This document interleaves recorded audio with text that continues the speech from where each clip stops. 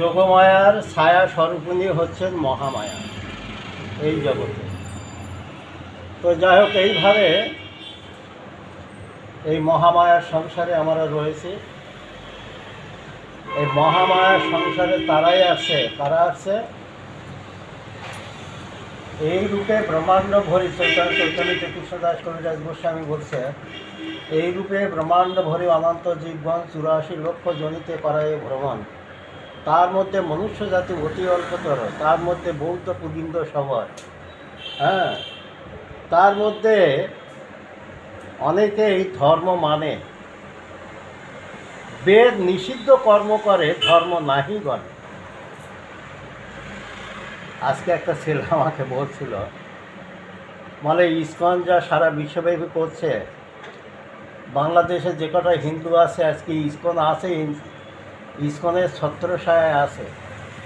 ভারতবর্ষে স্বাধীন দেশ, এইখানে ধর্মের নামে, এই জন্য নিত্যানন্দ প্রভু এক জায়গায় বলে গেছেন, এই জগতে ধর্ম নামে যত কথা চলে, ভাগবত কহে তার পরিপূর্ণ স্থলে। হ্যাঁ, ভাগবত একটি শ্লোক আছে, 2 নম্বর শ্লোক, এটা হচ্ছে নামদেবকী শ্লোক বলে, ধর্ম প্রজ্জিত কৈতব পরম নিন্মাত সারানাং সতং বিদ্যাং বাস্তব বস্তু শিবদং তাপত্রা নির্মূলনা। শ্রীমদ ভাগবতে মহামুনি কৃতে কিংবা পরিবেশ সরস্বত বীজ অবরুদ্ধতে শুশ্রূবিস্তক্ষমা। যায় প্রজ্জিত ধর্ম, প্রকৃত ধর্ম নয়। হ্যাঁ, ছায়া ধর্ম, উপধর্ম, ফল ধর্ম। এই জগতে যারা সব, হ্যাঁ, মহাপ্রভুর একটা শ্লোক আছে, মহাপ্রভু এসে অনেক কিছু লিখেছিলেন, কিন্তু একজন, তিনি মহাপ্রভুর সঙ্গে সমসাময়িক, তিনিও অনেক লিখেছিলেন, কিন্তু ভগবানের বিষয়। কিন্তু মহাপ্রভুর যে লেখনী, সে তো স্বয়ং ভগবান। তখন মহাপ্রভুর সঙ্গে সেই যমুনায় নাই, মায়াপুরে, ওই যে কী বলে, গঙ্গায় যখন নদী পার হচ্ছে, তখন মহাপ্রভু চরণ ধরে বলছে, প্রভু আপনার যে লেখনী তা যদি জগতে প্রকাশ পায়, তাহলে আমার লেখার এই জগতে কেউ দেখবে না, আমি খুব কষ্ট করে লিখি। মহাপ্রভুর সঙ্গে সঙ্গে গঙ্গায় বিসর্জন দিলেন, সঙ্গে সঙ্গে। হ্যাঁ, বলে প্রেময় অবতার শশির কুমার, প্রেম পারবার আঙুলে ধরায়। তিনি হচ্ছেন প্রেম অবতার, শশির কুমার, প্রেম পারাবার আঙুলে ধরায়। প্রেমে, হ্যাঁ, কি প্রেম নিয়ে আসলেন? নাম প্রেম। বলছে না লক্ষ্মণদাস ঠাকুর, হরি নামের নৌকা খানি শ্রী গুরু কণ্ডরে, হরি নাম সংকীর্তন, হ্যাঁ, 13 আলো দুবাহু পশারি।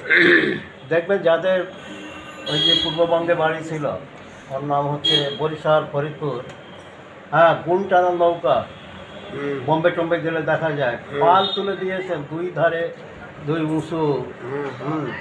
বাতাসে নৌকো বাইতে হচ্ছে না, তাহলে হালটা ধরে রাখলে যায়। আমাদের প্রভুপাদ এসে বলছেন যে আমি, হ্যাঁ, লোচনদাস ঠাকুর তো নৌকা নিয়ে আসছে, আর আমি টাইটানিক জাহাজ দিয়েছি। আমার এই জাহাজে যে কেউ উঠবে, সে কোথায় চলে যাবে? ভক্তি সিদ্ধান্ত সরস্বতী গোস্বামী প্রভুপাদ বলছেন, পাওয়ার হাউসে যদি কোনো তার যুক্ত হয়, সেই পাওয়ার হাউসে কী হয়, সেই তারে যেমন এই যে লাইট আলো প্রদান করে, তার যেমন অন্যথা হয় না, সদ্গুরুর চরণে যারা আশ্রিত হয় তাদের কি হয় না, প্রভুপাদ যখন দেহরাত্রে ভক্তি সিদ্ধান্ত সরস্বতী গোস্বামী প্রভুপাদ হাজার হাজার ওনার শিষ্য, কাউকে ব্রাহ্মণ দীক্ষা দেননি, 25-30 বছর করে হয়ে যাচ্ছে ব্রাহ্মণ দীক্ষা দেয়নি, তখন প্রভুপাদের পা ধরে কান্না করছে আর বলছে, প্রভুপাদ আমরা কি কোনোদিন ব্রহ্ম গায়ত্রী, মানে কাম গায়ত্রী কোনোদিন আমরা আস্বাদন করতে পারব? হ্যাঁ, প্রভুপাদ তখন বলছে, তোমরা, আমি তো, আমার সেই জ্ঞান ছিল না, তোমরা যে সবাই ব্রাহ্মণ হয়েছ, তা আমার তো উচিত ছিল তোমাদেরকে পৈতে দেওয়া। তা যাও, নয়া পয়সা টয়সা নিয়ে যাও, বাজার থেকে পৈতে নিয়ে আসো, কে কে ব্রাহ্মণ হয়েছ, সে নিয়ে আসো, আমি হাতে করে দিতাম।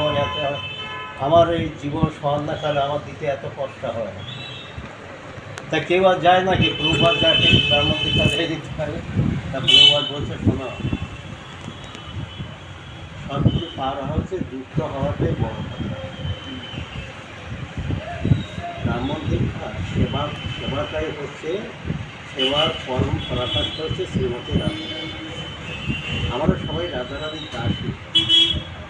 গুরুদেব যখন গুরুদেবের চরণে সে দীক্ষিত হয়, তখন গুরুদেব তাকে, এরা তো কৃষ্ণ লীলায় রাধারানীর দাসী ছিল যারা, গৌর লীলাতে রাধারানী গৌর হয়ে আসলো। তা সবাই তো আর ওই যে দাসী হয়ে তারা আসতে পারবে না। তাই এই স্বরূপ দামোদর হচ্ছে স্বরূপ দামোদর হচ্ছে ললিতা, এই রায় রামানন্দ বিশাখা, এই রূপ সনাতন সবাই হচ্ছে সব অশ্বসখী। হ্যাঁ, এইবারে এই 43 সহস্র কোটি গোপী হচ্ছে, সখী হচ্ছে শ্রীমতী রাধারানী। তো এইরকম তারা সবাই এই জগতে এসছে মহাপ্রভুর। এই জন্য আপনারা দেখবেন চৈতন্য চরিতামৃতে এক জায়গায় লেখা আছে, হ্যাঁ, কৃষ্ণ কবিতার লিখছে, মহাপ্রভু যে ঘাটে স্নান করতেন লক্ষ লক্ষ লোক সেই ঘাটে স্নান করতেন। মহাপ্রভু যখন কাজী উদ্ধার করতে গেল লক্ষ লক্ষ মশা চৈতন্য চরিতামৃত পাঠ করতে। এরা কারা? তখন অত লোক মায়াপুরে ছিল। তারা সমস্ত দেবতারা মহাপ্রভু যখন ওই লীলা করছে, এইসব কাজী দলন টলন করছে, সমস্ত দেবতারা মনুষ্য শরীর ধারণ করে তারা মহাপ্রভুর সঙ্গে মহাপ্রভু লীলা। বুঝতে পারছেন? তো যাই হোক, এগুলো গুরু রহস্যের দিকে না দিয়ে আমি হ্যাঁ, এই দাম বন্ধন, এটা হচ্ছে দামোদর। দাম শব্দের অর্থ হচ্ছে দড়ি, উদার মানে পেট, দাম উদার। কে বন্ধন করেছে?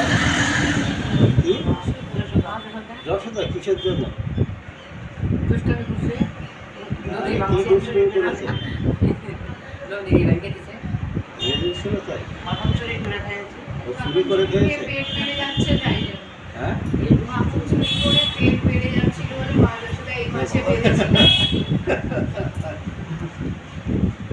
তা কৃষ্ণ তখন মা যশোদাকে বলছে, আমি যদি খেতে মাগো খেলতে আদো আদো, তোমার বড় ছেলে দাদা বলাই খেয়েছে ননি, তোমার ভাণ্ডগুলো সব ছিদ্র করেছে। সেটে এমনভাবে তোমার বড় ছেলের জিভায় ধার আছে, আর হয়েছে সুচের। হ্যাঁ, খায় তো তারা, তাদের খাওয়াচ্ছে কৃষ্ণ, নিজে খাচ্ছে। হ্যাঁ,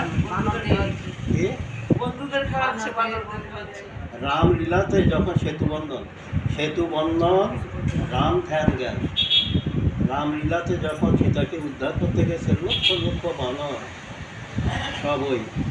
হ্যাঁ, হনুমান এক সময় রামচন্দ্র বলছে, এরা আমার জন্য এত কষ্ট করছে, তা আমি আর বসে থেকে কী করবো ওদের সঙ্গে, আমিও দু একটা পাথর ফেলি। হ্যাঁ, সবাই পাথর ফেলছে, ওই যে বলে না, রাবণ আমি এমন লীলা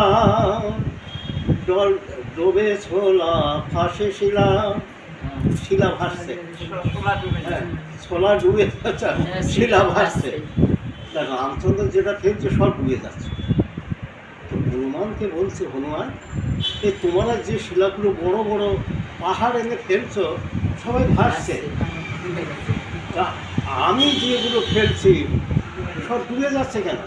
ছোটোতে এদিক ওদিক নিয়ে বলছে, প্রভু কি আর বলবো, আপনার নামের যে কি শক্তি। মহাপুরুষ এসে বললেন, নাম নমকারি বহুজনিত সর্বশক্তি তন্ত্রাপিত নিমিত স্মরণে নৌকালো ইত্যাদি সুতরাং কৃপা ভগবান মামাজি বিদ্যৈব মিহাজনী মোহনরানী।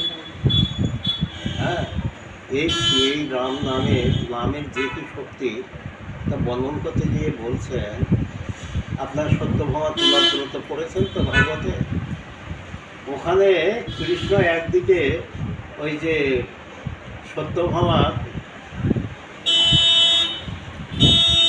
কৃষ্ণকে নিজের কাছে রাখার জন্য বলছে যে কৃষ্ণের ভাণ্ডারের দ্বারকার, যেটা অর্থ ভাণ্ডার বলে, তা সেখানে যত গহনা ছিল সত্যভামা সব একদিকে কৃষ্ণকে বসিয়েছে আর একদিকে সোনা গহনা দিয়েছে, সোনা গহনা দিয়ে কৃষ্ণকে নেবে। এখন যত সোনা গহনা দেয় সব, হ্যাঁ, তো তখন কী করেছে এই যে ওর নাম কি, হ্যাঁ, তখন একজন এসে বলছেন তাহলে তুমি ওসব মারো, একটা তুলসী পাতায় কৃষ্ণ নাম লিখে, হ্যাঁ,